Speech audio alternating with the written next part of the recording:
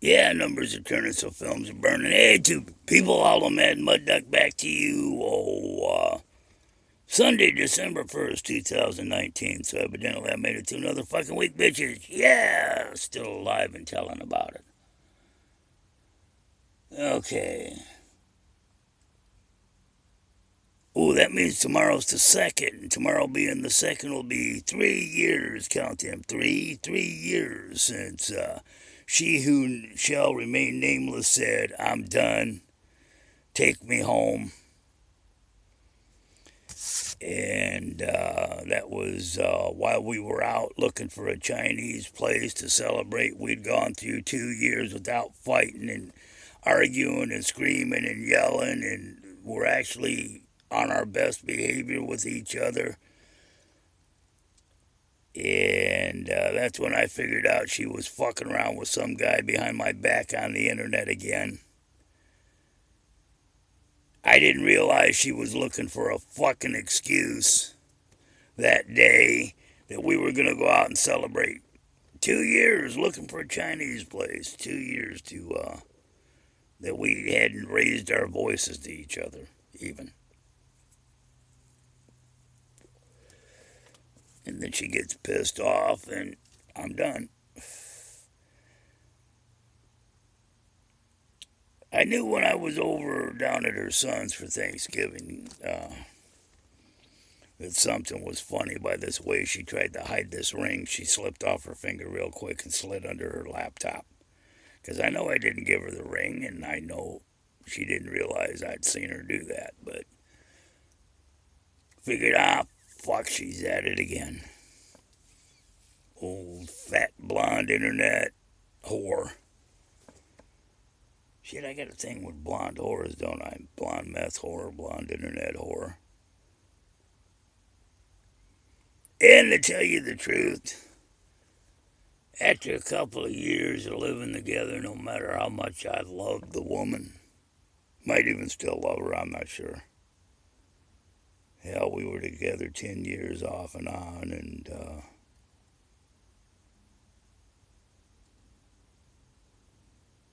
miss her at times, but we're better off without each other. I'm better off without her.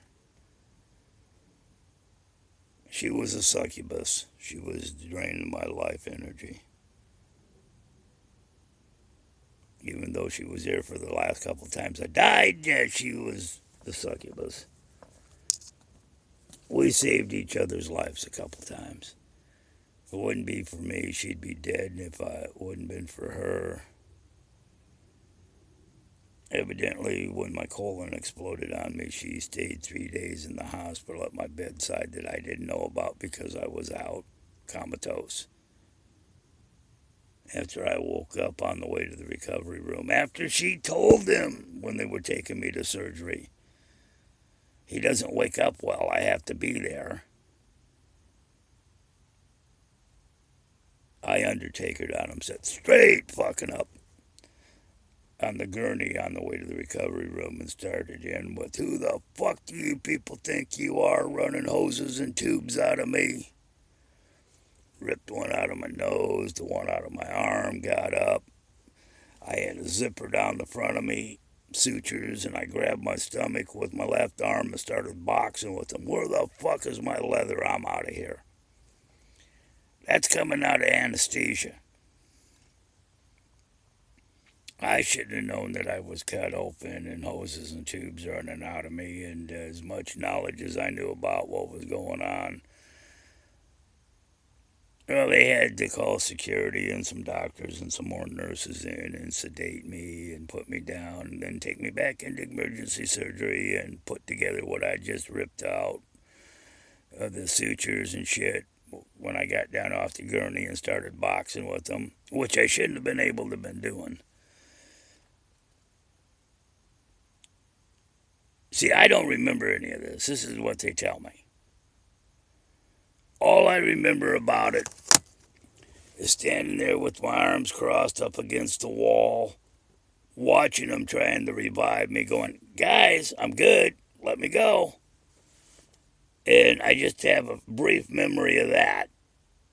It was peaceful. It was quiet. Things were good. Let me go. But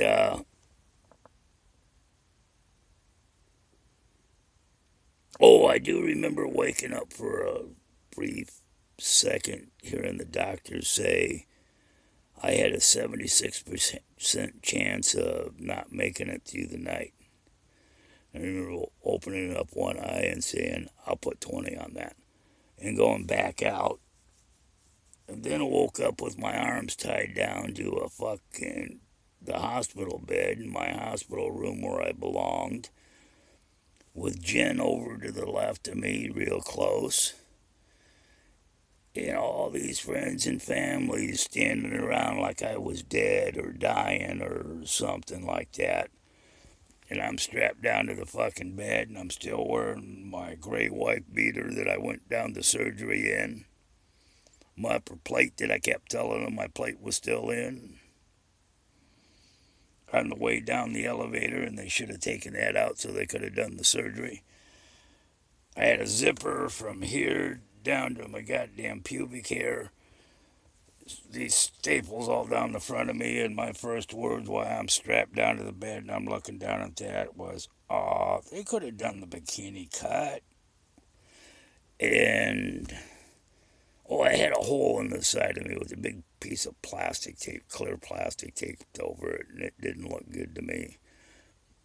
Hole in this thing with stitches, and evidently it was my stoma.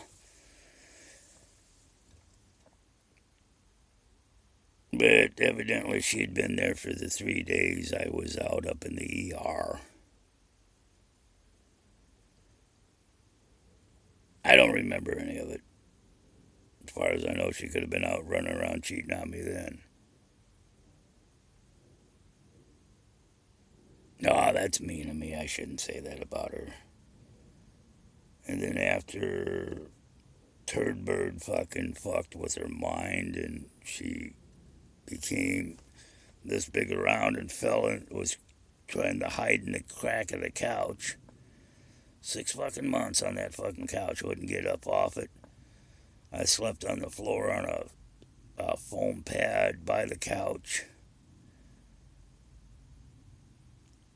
and was trained for the sound of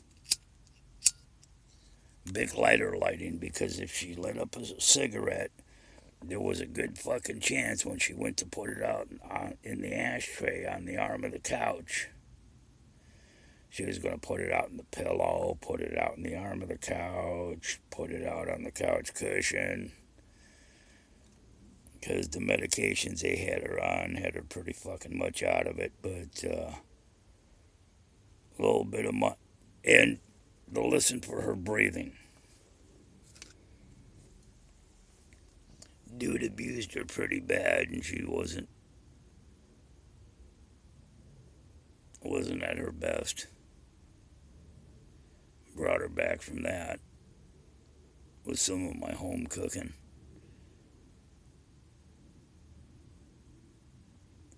This crazy meth whore I'm with likes my French toast. The nameless one, well, anything I cooked. Hell, I barbecued some ribs one time down at the beach that she was falling asleep while she was eating them, but she would still wake up for a second and eat some more on them. They were that good, the Long Beach ribs. This crazy meth whore I'm with now likes the French toast. Nameless one liked anything I cooked, but I started her out down there in the apartment in Auburn when she was up bad off with one of my omelets. Because she said it smelled good when I made one, so I made her up one.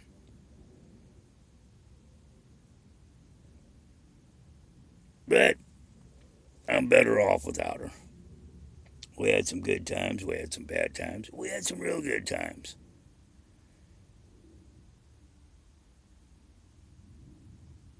Had some life-changing experiences, and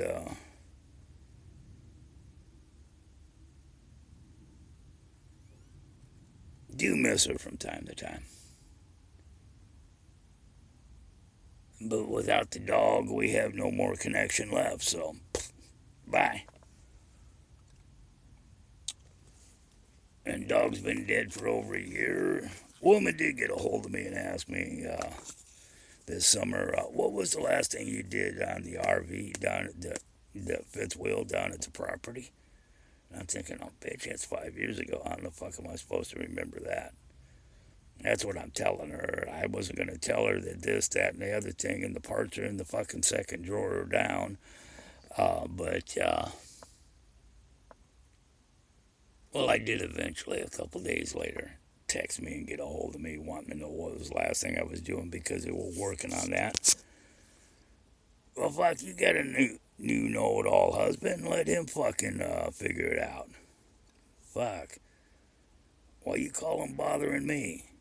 Didn't you take off on me a couple years ago? Yeah.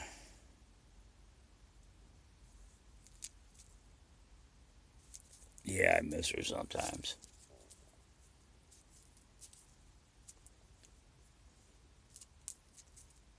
Don't miss being told how to drive though. There was always this,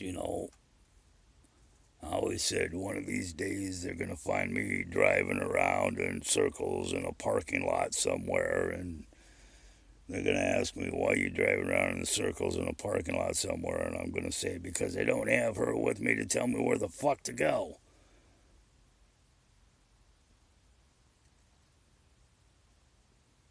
Tell me how to drive. Yeah, okay, I'm babbling about that one. Uh, the meth whore, she was home this morning and ate and slept and babbled on and said she had to use the bathroom and she needed a shower and disappeared on me again. So that was, maybe 3 hours ago. So I don't expect to see her back till sometime after dark. Hope she comes back showered. She was starting to get a little ripe there.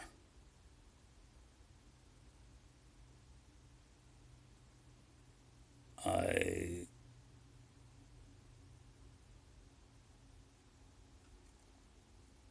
might have mentioned something about you want to do something about that nasty thing. It's starting to smell like mackerel in here.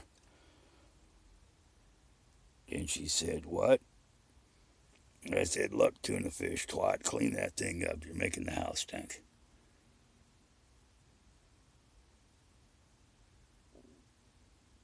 And in the middle of all of her babbling, she got it. The goddamn bitch remembers every fucking thing I've ever said to her. Obscure shit that I didn't realize I'd said to her, she'll bring back up on me out of the middle of fucking nowhere. And it's like, how the fuck did she remember that? I barely do. So I got to be careful what I say in front of her because she remembers every single fucking word.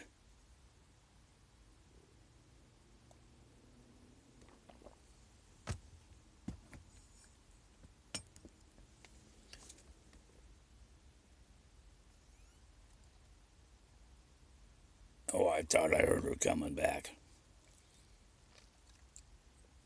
But it's Sunday, 1st of December, 24 days till Christmas. Woohoo. 30 days until it would have been Mom's birthday. I'm enjoying the nice and peaceful and quiet.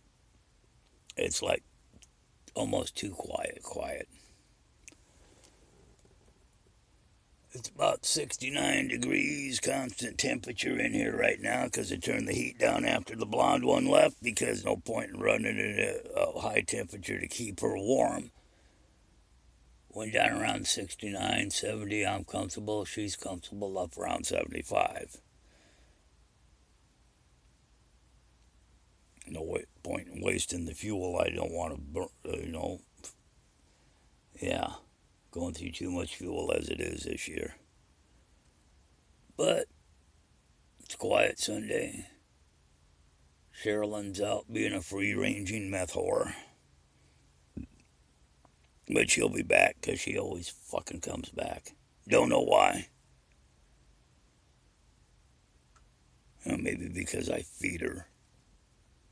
Gives her a safe place to sleep that's warm and comfortable.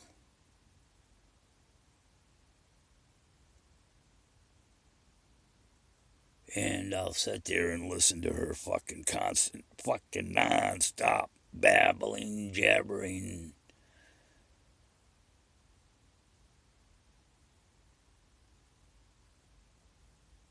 And get dirty looks when I interject, being rude, crude, socially unacceptable when she's saying something, or just making fun of what she's saying. Get these really laser pointed, fuck you, bitch looks from her. So she's still in there. Not all her crazy is. A lot of it's an act. Well, it's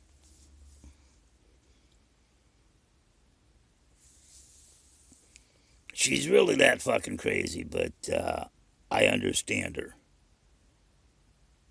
And I have to remember not to talk to myself in front of her because I don't want her to think I'm as crazy as she is. Every once in a while, I'll look over at her and say, "You want to shut the fuck up for a minute? I can't hear the voices in my head." And she'll look at me and shut up. Thank you. They were telling me to kill you. Oh, it's fun dealing with crazy people.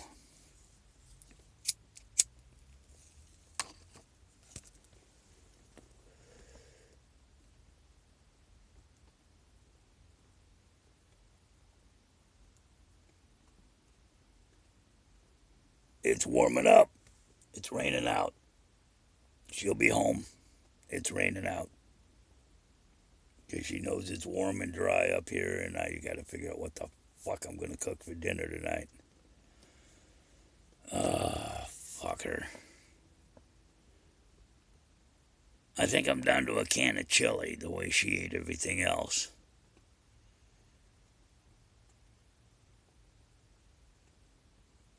Bitch eats me out of house and home, I tell you.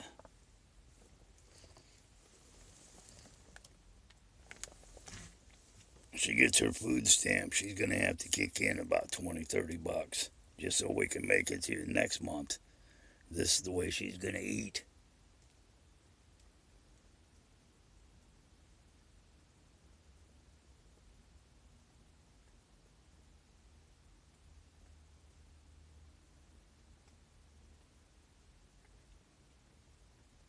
Yep. Nice, steady Seattle type drizzle. It's not a hard rain. It's not a light rain. It's just Seattle rain.